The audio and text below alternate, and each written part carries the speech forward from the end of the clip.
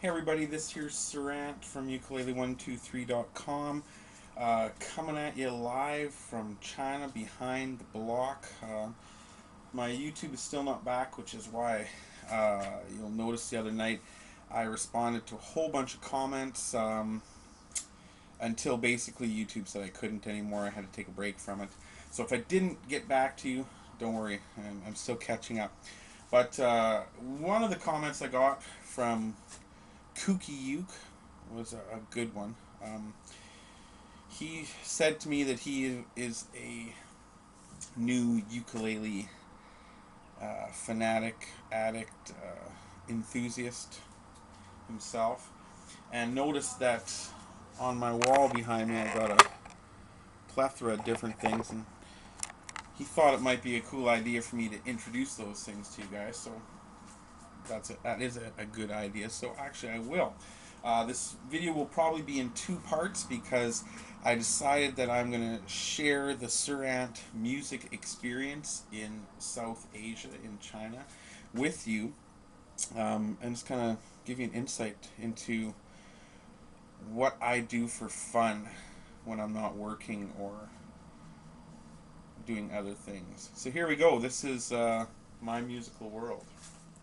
Alright, so let's take a look first at the wall. This is probably one of the more curious areas that people want to see. So let's have a look. Now, start down here. We have a Chinese 3-string banjo called a chin chin, I believe. It's really fun to play, really easy to play, especially if you play it with a slide.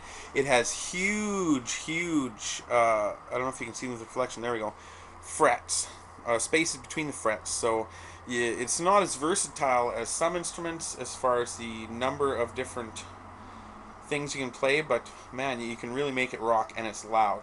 The pity is that this year, out of the blue, while I was sitting in the room, the skin snapped.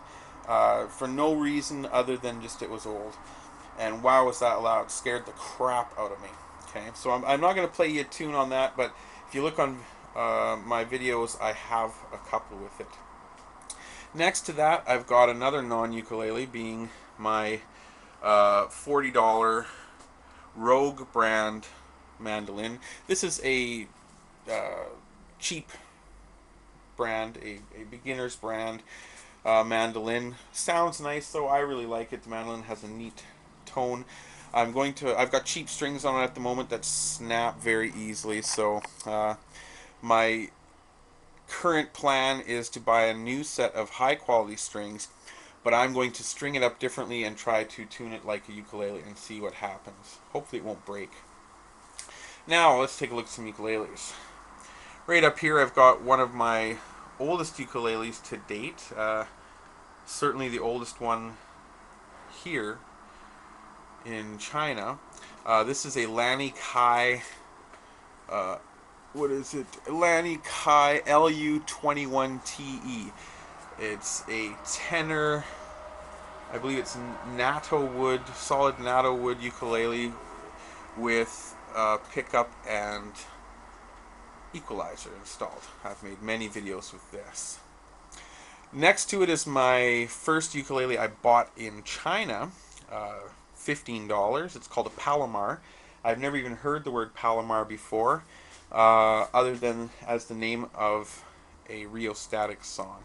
So it's an interesting ukulele because unlike a standard soprano, it's smaller. The body is the size of a soprano, but on the neck it's got 12 frets playable, and you can see the last dot there is on the 15th fret, so technically it has a concert neck, be it a small one, on a soprano body. So it's a very unique ukulele for 15 bucks. Quite happy with that. Next to that, of course, I've got currently my absolute favorite ukulele, without a doubt. This is my mainland ukulele's red cedar solid wood ukulele, and this is beautiful. Having most of my life only played at best a $150 ukulele. This one is more expensive. It's a $260 ukulele, but wow, let me tell you, the price does make a difference. This is such a beautiful sounding instrument, I really can't put it down. My wife described it best when she said, "This ukulele sounds like a ukulele. This ukulele sounds like an orchestra." So I really like it a lot. I can't say enough good things about them. You've probably seen my review video anyway. Next to that, another video of another ukulele that I have many videos about, because this one I made myself from an old Mahalo neck, the first ukulele I ever learned to rock on, and a Daddy 10-inch, or maybe it's 12-inch, hand drum, which I attached together, painted up, threw strings on. Currently has no strings on it because I am waiting to paint it. That is coming in the near future when I find some cool paint. Alright, now if we continue down the line here, we've got the big guy. Now this is my acoustic bass. I don't play bass, but I would like to. And over here in China, things are cheap. This is a Super Guitars brand, which I believe you can also get in North America.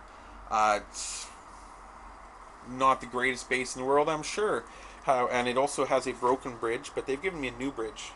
It doesn't buzz or rattle though, so I haven't gotten around to changing. So far works fine. I'm just learning how to play this thing, but I'd really like to. I figured since I had such a hard time learning guitar, and then all of a sudden 4-stringed instruments came along, and those became my new favorite. Bass is just like a giant ukulele, right? Well, not quite, but let's see. I have some videos playing that too. Last but not least, in the acoustic section over here, we've got my little banjo tambulele, or is it, I'm not sure what it is, but it's from banjotam.com. It's a tambourine ukulele. It's very small, as you can see. The frets are tiny, so it's difficult for me to play. My daughter could probably rock out on it much easier though, with her skinny little fingers. But it's very cheap. It was like 25 bucks. I think that was even with shipping. And wow, it's a hell of a little uke. It's fun. I'm a little bit worried though, because the tambourine part, the skin, it's real skin, but it's getting a little bit soft. So I haven't tuned it up. I've just been keeping it as a wall hanger for the moment. Okay, so that's that. Now you'll see I've got a few other things here arranged about. Let's start over here. Now here's my other collection of acoustic type instruments. I've got my kazoos, of course, my plastic, metal, and wood kazoos, all different, all with their pluses and minuses for sure. I've got several harps, blues harps, including a little miniature 4-hole sucker that actually works.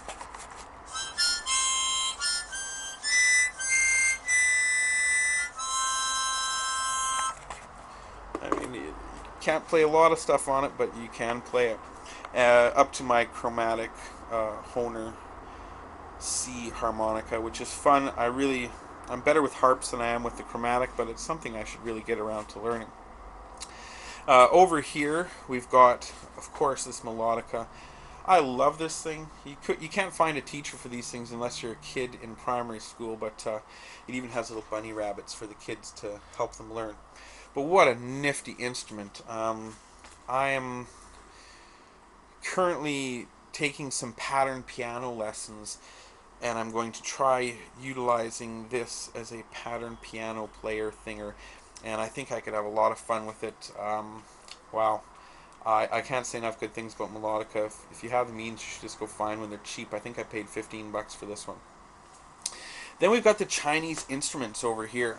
Now, well, with the exception of the big one is not Chinese, the big one is Hawaiian.